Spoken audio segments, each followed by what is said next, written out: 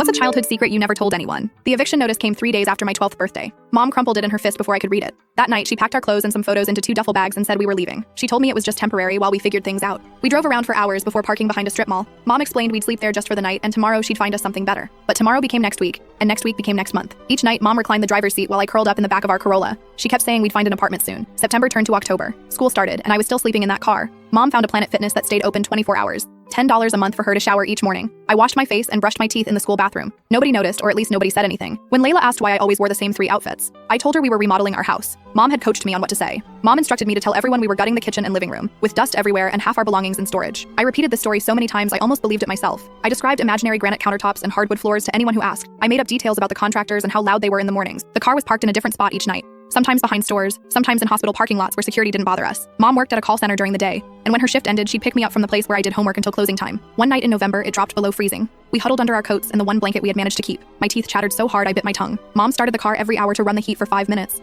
terrified of wasting gas but more afraid I'd get sick. She promised it would just be a few more weeks, claiming she'd almost saved enough for a deposit. At school, Ms. Anna noticed my unwashed hair and the dark circles under my eyes. She asked if everything was okay at home. I recited my lines about the remodeling project taking longer than expected. I told her my mom said contractors always underestimate the time, repeating exactly what Mom had taught me to say. Ms. Anna nodded but watched me more closely after that. I started using the sink in the art room to wash my hair, hiding behind a painting smock while the other kids were at lunch. Layla kept asking to come over and see the remodeling. I invented more and more elaborate excuses. The fumes were toxic. The workers were unreliable. The house was completely uninhabitable. In December, Layla invited me to her birthday sleepover. I wanted to go so badly I could taste it. A real shower. A real bed. Heat that stayed on all night. But Mom said it was too risky. What if you say something in your sleep? What if they ask questions about our house? I cried that night, silently so Mom wouldn't hear me from the front seat. The next day, I told Layla I had a stomach bug. She looked hurt, and I hated myself for lying. Christmas came. We spent it in the car, eating chicken from a gas station while Mom promised next year would be different. January was the coldest month. Sometimes Mom would drive us to the 24-hour Walmart, and we'd wander the aisles until closing time, just to stay warm. I got used to changing clothes in bathroom stalls and washing my socks in public sinks. I learned which fast food places would let you sit for hours if you bought one small item. I became an expert at looking normal when I felt anything but.